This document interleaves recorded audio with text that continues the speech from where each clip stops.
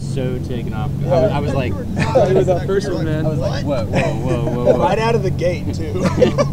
Dude, where did you find the... Hey guys, thanks for tuning in. I'm Damon Campbell here at Mopop Festival in Detroit with some very special guests. Would you like to introduce yourselves? What's up? We're the Band CAMINO. We're the Band CAMINO. I'm Graham. There's two cameras. I don't know which one to look at. What's up, guys? I'm Jeffrey. Are we going down the line? Sure. Oh, hey, I'm Garrison. I'm Spencer. Great to meet you guys. Nice to meet Appreciate you. your time. Thanks for having us. Now, I'm not sure if it's sinking in yet, but you seem to be riding quite a wave at the moment, which I suppose is nothing new for Garrison in particular, since you actually have a background in water sports.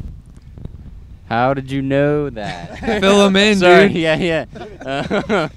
Whoa, sorry, I was not ready for that. Yeah, okay, so I'm not like a champion or anything like that. I wish I was, but He's the champion. Growing up, it was like a big thing, being on the water, skiing, wakeboarding. My mom, it was just as important for us to ride a bike as it was like get up on water skis. That's crazy. So that was just part of my childhood. Sorry, I shouldn't have been as taken off guard. I was just like, oh No, my God, all good. he knows Are you so feeling much. at home here on the water then? Honestly, yeah. Like this feels. The weather here is awesome. Yeah. The water is awesome. Absolutely. Like, we should go for a swim later. We And should. You've mentioned that you can't really fake taste in Memphis musically. Does that make it tough to drown out potential criticism, or are you able to stomach it pretty well? I think it has given us a bit of a tough skin for Okay. criticism. Just because, it's like it is a historical music town, so Yeah. everyone there definitely has tastes, and whether their taste is accurate or not, they're very strongly opinionated about it. Sure. So yeah, I think it has given us a bit of a tougher skin, and also it's like to really I guess make it out of Memphis, you really have to almost exert more effort, I guess, Absolutely, than maybe yeah. some other cities where there are more opportunities. Yeah. Some digesting your music may consider two lead singers to be too many cooks in the kitchen, but you seem to find a healthy balance, which should come as no surprise since Spencer used to be a nutritionist. I did, or something along that lines. I used Healthy to work at balance. a That's so good. I used to work at a little new mom and pop nutrition shop back in Is that wholesale nutrition? wholesale nutrition out, and that's so funny. Yes. Shout out. It was it was quite a time. If you ever need any questions about vitamins or minerals or supplements, I've got or need me to make you a smoothie, I can do that as well. He's basically the band's nutritionist as well. Yeah, he tells me yes. what vitamins to take, and That's he tells not me at what's all bad what for I me. have and- ever done, but yes. If I'm looking for some barbecue in Memphis, would you recommend Captain John's or Germantown Commissary? Germantown Commissary for me. Germantown. Captain Commissary John's is for also sure. incredible. It is good though. I like the Um, ribs at Captain John's. Where Okay. else? Yeah. Central's obviously great. Barbecue shop. is a Barbecue good shop. One. Cozy Corner. Really, anywhere you many. go is going to be good. Yeah.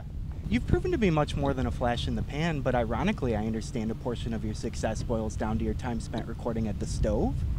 The stove. Oh man. The stove was Throwback. our professor's garage turned into a studio. And that's where we recorded our Heaven EP. So while we were all in college together. Yeah. So That that name has a lot of meaning behind it. The stove. It was hot. Thanks to Professor Ben Jonas. Professor Ben Yes, Jonas. Ben Jonas, University Shout of out, Memphis. dude. And I imagine studying the music business in college has helped you avoid some snakes in the grass, which Jeffrey's probably pretty good at in a literal sense since you used to have your own lawn care company. Jeffrey's Lawn Care. You grow them, we mow them. Affordable and dependable. How long did you do that for? Pretty much all of high school as soon as I could drive. So maybe sophomore year through senior year of high school. Yeah. That's how he got so good at backing up the trailer. Yeah. Fair enough. Would you say you're still as grounded as back when you played at Other Lands Coffee?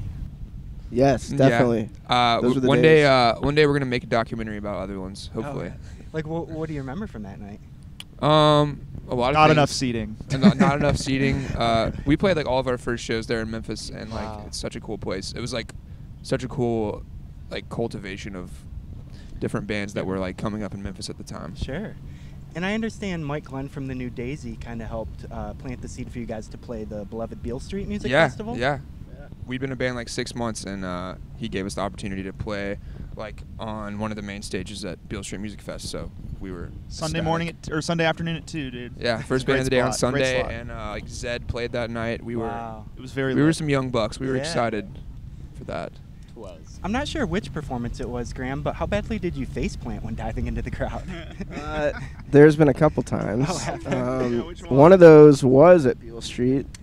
Or no. It was at there was another festival that was like a more like Memphis band based one that was at the end of May.